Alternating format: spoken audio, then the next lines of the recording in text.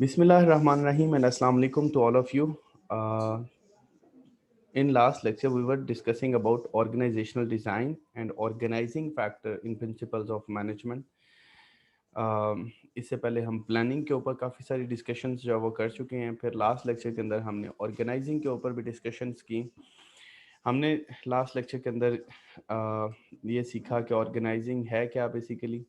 फिर हमने organisational structure की बात की और ऑर्गेनाइजेशनल डिज़ाइन के ऊपर हमने जो वो डिस्कशन की। हमने कहा कि इसके 6 की एलिमेंट हैं। The number 1 is work specialization, number 2 was departmentalization, then chain of command, then span of control, then centralization and decentralization, then formalization. इन इस ऑर्गेनाइजेशनल डिज़ाइन के अंदर जो फर्स्ट 2 एलिमेंट्स थे, वर्क स्पेशलाइजेशन एंड डिपार्टमेंटलाइजेशन, इनके ऊपर basically last lecture के अंदर discuss किया गया था, जिसको हमने डिटेल के साथ विद एग्जांपल्स जो वो डिस्कस किया था। जिससे से हमने कहा था कि work specialization is basically the degree to which task in the organizations are divided into separate jobs with each steps completed by the different person. जैसे इसकी हमने एग्जांपल भी ली थी कि आप अगर डॉक्टर्स की एग्जांपल ले लें तो वो स्पेशलाइज्ड आपको नज़र आएंगे कि ईएनटी डॉक्टर जो वो अलग होगा, जो आँख सॉरी नाक कान और गले का होगा, सो उसको ईएनटी स्पेशलिस्ट बोला जाएगा। इसी तरह से आपका जो हार्ट स्पेशलिस्ट जो वो अलग से होते हैं। ये क्या है? वर्क स्पेशलाइजेशन है। अब ऐसा नहीं है कि एक ही डॉक्टर जो वो सारी जितनी भी डिजीज़ हैं सबको जो वो डायग्नोज कर रहा हो। So this is basically work specialization. इसी तरह से आपके टीचर्स होते हैं। सो फाइनेंस को अलग से टीचर्स पढ़ा रहे होते हैं, मार्केटिंग अलग से पढ़ा रहे होते हैं, मैनेजमेंट अलग से पढ़ा रहे होते हैं। So according to their work specialization वो टीच कर रहे होते हैं आपको। फिर हमने डिपार्टमेंटलाइजेशन के ऊपर बात की। डिपार्टमेंटलाइजेशन हमने कहा कि 5 तरह की होती है। Functional departmentalization, this is basically grouping by jobs, grouping jobs by functions performed. Then departmentalization by product, this is grouping jobs by the product line. Then departmentalization by geography, this is grouping by area or territory. Then process departmentalization, this is grouping jobs on the basis of product or customer flow. Then the last one is customer departmentalization, this is grouping jobs by type of customers and needs. So these all were basically departmentalization and types of departmentalization, जिनको हमने detail के साथ last lecture के अंदर discuss कर लिया था। आज के लेक्चर के अंदर हम बेसिकली बात करेंगे चेन ऑफ कमांड की। ये चेन ऑफ कमांड बेसिकली क्या है? This is basically the continuous line of authority that extends from upper level of an organization to the lower levels of the organization. आप ये देखिएगा, जैसे हम जो वो चीज़ों को कनेक्ट करते हैं ना, इसी तरह से ऑर्गेनाइजेशन के अंदर लोगों को कनेक्ट करने के लिए एक हायरार्की बनी होती है। यानी सबसे टॉप लेवल पे अब जो होते हैं, जैसे चेयरमैन है, सीईओ है, जो ऑर्गेनाइजेशन के फाउंडर्स हैं, अब वो टॉप लेवल पे बैठे हुए हैं। एक लेकिन जो लोअर लेवल के ऊपर एक एम्प्लॉय है, फॉर एग्जांपल, अगर इनके बीच में कोई कनेक्टिविटी नहीं होगी, इनके बीच में कोई जो वो कनेक्शन नहीं होगा, तो इट इज़ नॉट पॉसिबल कि सीईओ जो है वो डायरेक्टली किसी लेबर के बंदे से जो वो रिपोर्ट ले सके या फिर जो वो किसी इशू के बारे में पूछ सके। सो इसके लिए प्रॉपर ऑर्गेनाइजेशन के अंदर एक हायरार्की की ज़रूरत होती है। जैसे सीढ़ी होती है ना, सीढ़ी स्टेप बाय स्टेप आप जो वो चढ़ते हैं तो फिर आप जो वो रूफ तक पहुंचते हैं। ऐसे ही ऑर्गेनाइजेशन के अंदर लोअर लेवल से लेके अपर लेवल तक ये कॉन्टिन्यूस स्टेप्स हैं। बेसिकली ये लाइन ऑफ अथॉरिटी है, एक चेन है बेसिकली। सो इस चेन को आप जो वो चेन ऑफ कमांड बोलते हैं।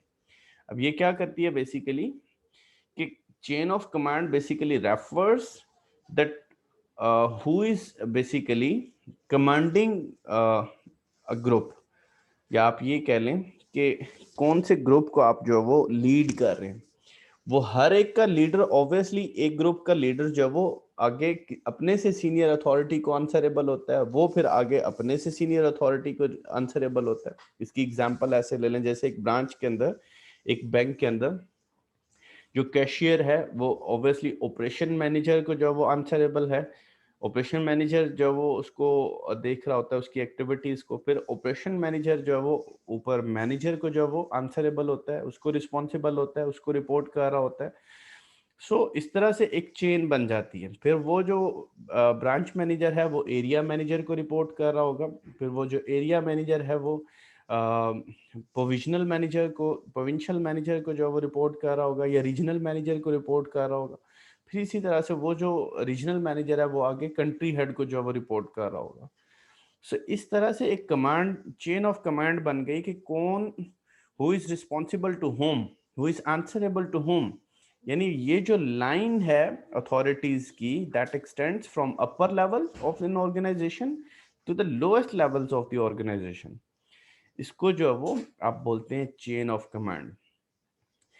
Clearly, basically, in short, you can say that who reports to whom is the theme of chain of command. कि कौन किसको रिपोर्ट करेगा, ये चेन ऑफ कमांड जो वो डिसाइड करती है।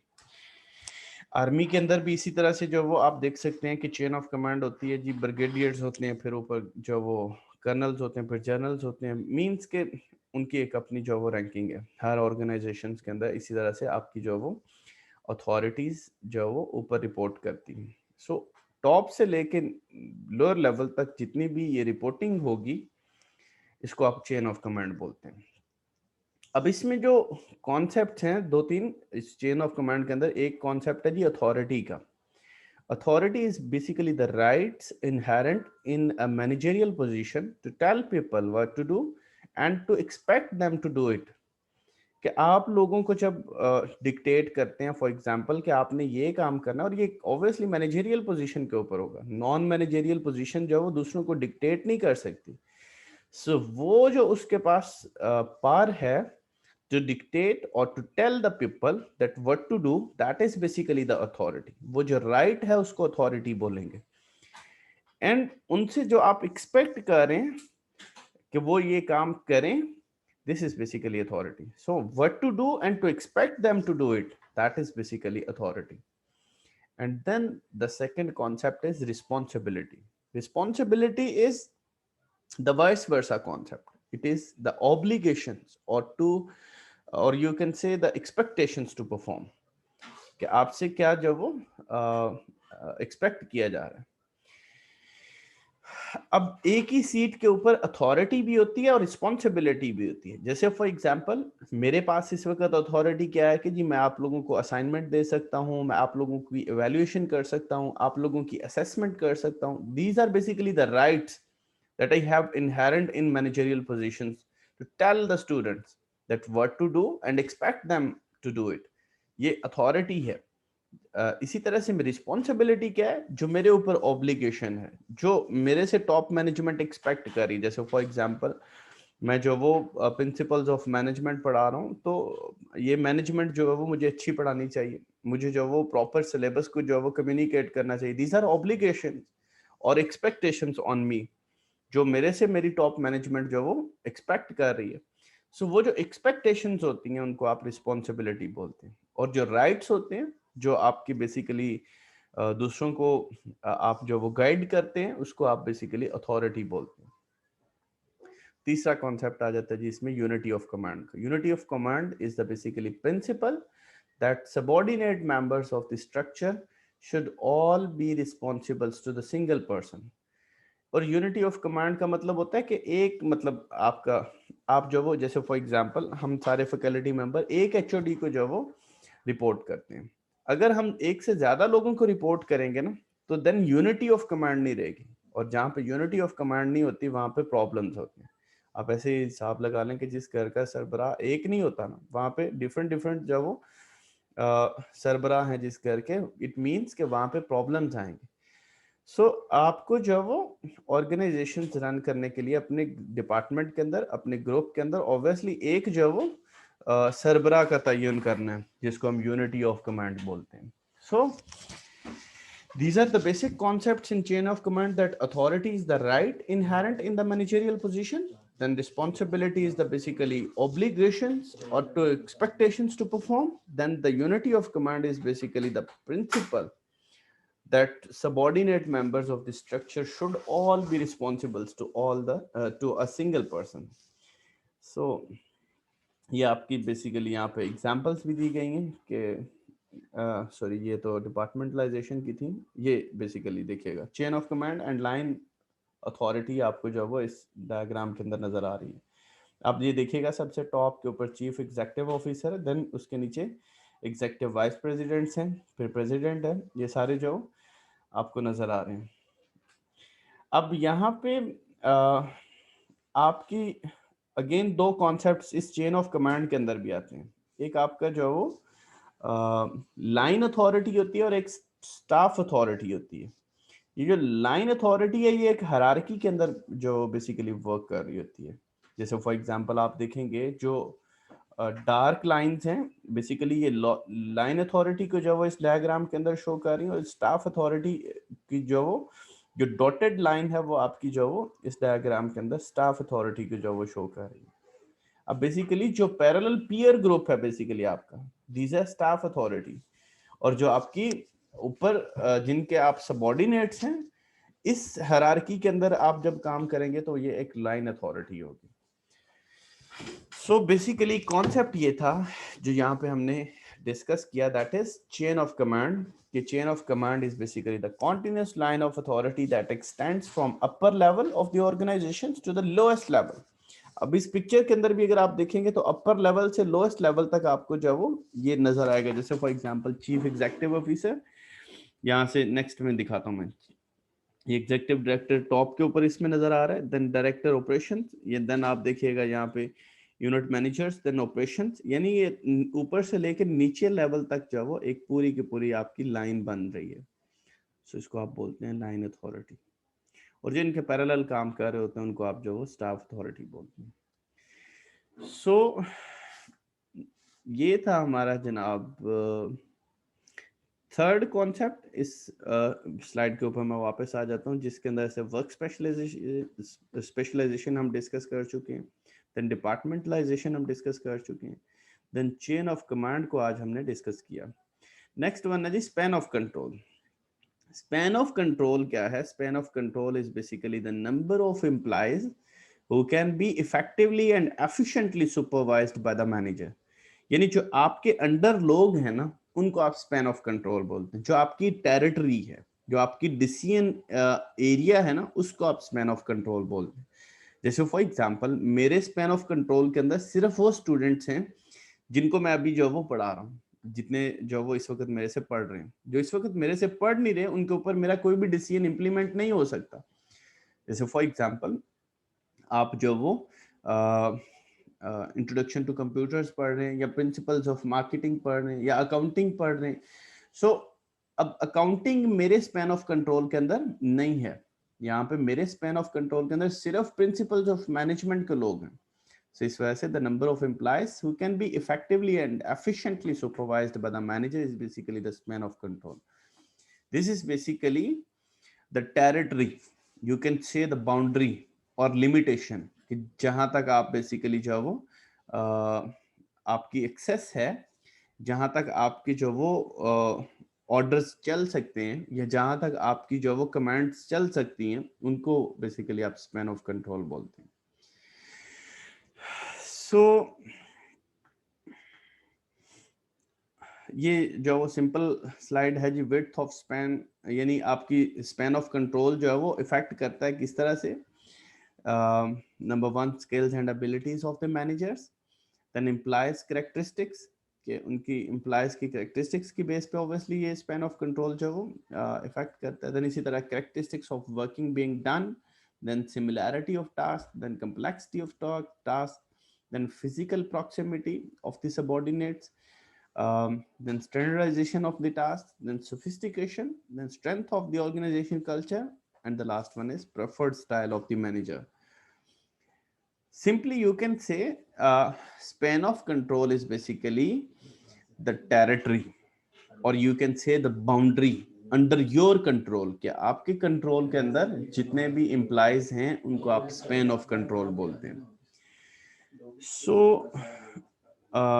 ये थी जी स्लाइड। फिर हम नेक्स्ट जो वो मूव कर जाते हैं अपनी जो आज का लेक्चर, ये लास्ट लेक्चर में से कुछ चीजें जो वो रहती थी जो हमने डिस्कस करनी थी आज के लेक्चर के ऊपर, अब जो वो मूव कर जाते हैं जो आज हमने डिस्कस करना था। सो जी स्पैन ऑफ कंट्रोल तक हमने वहां पे जो वो डिस्कस कर ली हैं चीजें। Then next concept is centralization and decentralization, जो इस लेक्चर में हम जो वो डिस्कस करने वाले हैं।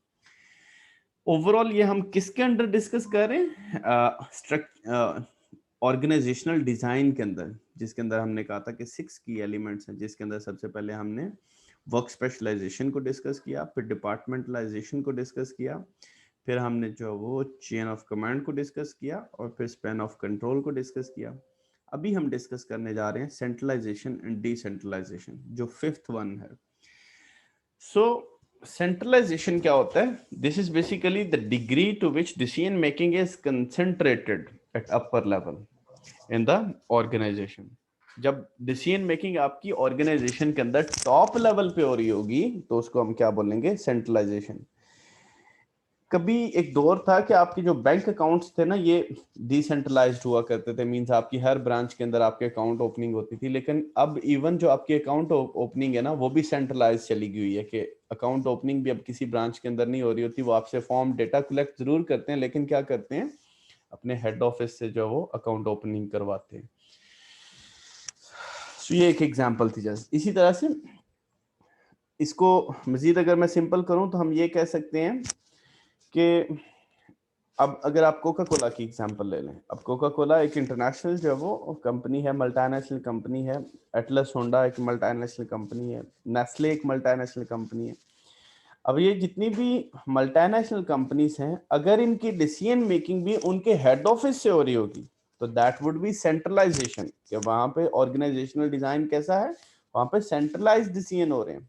जैसे एटलस होंडा जापान से है, अगर उसके सारे के सारे डिसीजन जापान से हो रहे होंगे तो that would be centralised process, उनकी सेंट्रलाइज जो वो डिसीजन मेकिंग हो रही है।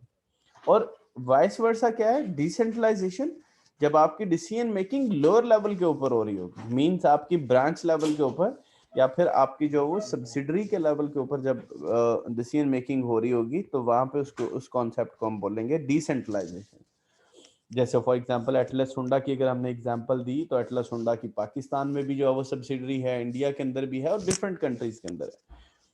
अगर होंडा जो है वो अपनी पाकिस्तान की डिसीजन मेकिंग पाकिस्तान में ही करता है तो then it would be the decentralized process. अगर वो वहां से जो वो इंस्ट्रक्शंस जारी करेंगे, वहां से जो वो लीड करेंगे और वहां पे ही डिसीजन मेकिंग होगी, तो फिर हम सेंट्रलाइज्ड बोलेंगे। ये तो होगी इंटरनेशनल एग्जांपल। अगर आपकी डोमेस्टिक लेवल के ऊपर कोई एग्जांपल ली जाए, जैसे फॉर एग्जांपल कितनी सारी कंपनीज हैं, जैसे गोरमे है। अब गोरमे पाकिस्तानी कंपनी है, डोमेस्टिक कंपनी है। तो गोरमे की डिसीजन, इसका हेड ऑफिस जो है वो लाहौर के अंदर है। अब गोरमे की जितनी भी फ्रेंचाइजेस हैं, अगर उनकी प्राइस डिसीजन मेकिंग, अगर उनके मार्केटिंग डिसीजन मेकिंग, अगर उनकी जो वो marketing activities, purchasing activities, delivery towards the customer, और ये जितने भी डिसीजंस हैं, अगर ये सारा कुछ हेड ऑफिस तय कर रहा है, यानी उनके लाहौर हेड ऑफिस से तय हो रही होंगी, तो it means this is centralised process. और अगर वो हर ब्रांच, हर जो गवर्नमेंट की आउटलेट है, अगर वो जो वो खुद से डिसीजन मेकिंग कर रही है, अगर जो वो प्राइसेस अपनी मर्जी से फिक्स कर रही है, क्वालिटी अपनी मर्जी से जो वो इंक्रीज या डिक्रीज कर रही है, तो इट मींस वहां पे डिसेंट्रलाइजेशन जो वो हो रही है, वहां पे डिसेंट्रलाइज्ड डिसीजन मेकिंग हो रही है। So centralization and decentralization is related to the decision making. This is basically the degree to which decision making is concentrated at upper level in the organization. And this is common in organization in which top managers make all the decisions and lower level employees simply carry out those orders, कि वो orders को follow कर रहे होंगे centralization process के अंदर। और decentralization में इसके opposite हो जाएगा कि वहां पे क्या होगा? when an organization relegates, or you can say transform or transfer the decision making to the managers who are closest to the action, कि जो ब्रांच मैनेजर है वही वहां पे डिसीजन मेकिंग कर सके, या जो कस्टमर के जितना करीब है वहीं पे वो डिसीजन मेकिंग हो सके, या जहां पे जरूरत है डिसीजन मेकिंग की वहीं पे डिसीजन मेकिंग हो जाए, तो then it would be decentralization. अब इस सेंट्रलाइजेशन और डिसेंट्रलाइजेशन के अंदर एक कॉन्सेप्ट है जी एम्प्लॉय एम्पावरमेंट का। अब empowerment is basically the power of decision making. So if you are increasing the decision making authority, or you can say power of the employee, then you are empowering the employee। आप जब वो employ empowerment के ऊपर काम कर रहे हैं, और अगर आप जब वो वहां पे उसके पास एम्प्लॉय के पास पावर नहीं है, तो इट मींस एम्प्लॉय एम्पावरमेंट नहीं है। So this is the concept of centralization and decentralization. यानी कि अगर हेड ऑफिस से होंगे तो फिर सेंट्रलाइज, और अगर जब वो लोकल लेवल पे होंगे तो देन डिसेंट्रलाइजेशन। ये सेंट्रलाइजेशन और डिसेंट्रलाइजेशन के कुछ जो वो कंपैरिजन लिखा हुआ है, इसको एक दफा पढ़ लीजिएगा। लास्ट वन है जी formalisation. Formalisation is the degree to which jobs within the organizations are standardized and the extent to which employee behavior is guided by the rules and procedures। means कितनी फॉर्मल है आपकी job या कितनी informal है आपकी job, यानी आप कितनी रूल्स और पॉलिसीज को जो वो फॉलो कर रहे हैं। इसकी एग्जांपल दे देता हूँ। जैसे फॉर एग्जांपल आप किसी ऑर्गेनाइजेशन में काम कर रहे हैं, तो वहां पे जब वो फॉर एग्जांपल एंट्री का टाइम है जी 8 बजे। अगर कोई जब वो 8 बजे ही आ रहे हैं, यानी 8 से पहले आ रहे हैं और रूल्स को प्रॉपरली फॉलो किया जा रहा है, अगर 8:05 पे एम्प्लॉयज आते हैं तो लेट जब वो कमर्स कंसीडर किए जाते हैं और उनको पेनल्टीज होती हैं। वहां पर रूल्स को प्रॉपरली फॉलो किया जाता है, प्रोसीजर्स को प्रॉपरली फॉलो किया जाता है, तो इट मींस वहां पे प्रॉपर फॉर्मलाइज स्ट्रक्चर है। और अगर आपकी ऑर्गेनाइजेशन के अंदर टाइम तो 8 बजे का है, लेकिन कोई 8 बजे आ रहा है, कोई 8:30 बजे आ रहा है, और फिर भी रूल्स को अवॉइड किया जा रहा है। रूल्स बुक्स की हद तक तो हैं लेकिन इंप्लीमेंट नहीं किए जा रहे। कोई 9 बजे भी आ रहा है तो उसको पेनल्टी नहीं है या उसको इजाजत जब वो ओपन है, तो देन क्या होगा कि ये फॉर्मलाइज्ड प्रोसेस नहीं होगा। सो इसके अंदर दो अप्रोचेस होती हैं, एक मैकेनिस्ट अप्रोच और एक ऑर्गेनिक अप्रोच होती है, जहां पे हाईली स्पेशलाइज्ड रिजिड डिपार्टमेंटलाइजेशन होगी, क्लियर चेन ऑफ कमांड होगी, नैरो स्पैन ऑफ कंट्रोल होंगे, सेंट्रलाइज्ड प्रोसेस होगा, हाई फॉर्मलाइजेशन होगी, उसको हम मैकेनिस्ट अप्रोच बोलेंगे। जहां पे क्रॉस फंक्शनल टीम्स होंगी, क्रॉस हायरार्किकल टीम होगी, फ्री फ्लो ऑफ इंफॉर्मेशन होगा, वाइड स्पैन ऑफ कंट्रोल होगा, डिसेंट्रलाइजेशन होगी, और लो फॉर्मलाइजेशन होगी, उसको हम ऑर्गेनिक जो वो सेटअप बोलते हैं या ऑर्गेनिक जो वो सिस्टम बोलते हैं। सो आज के लेक्चर के अंदर हमने यही चीज डिस्कस की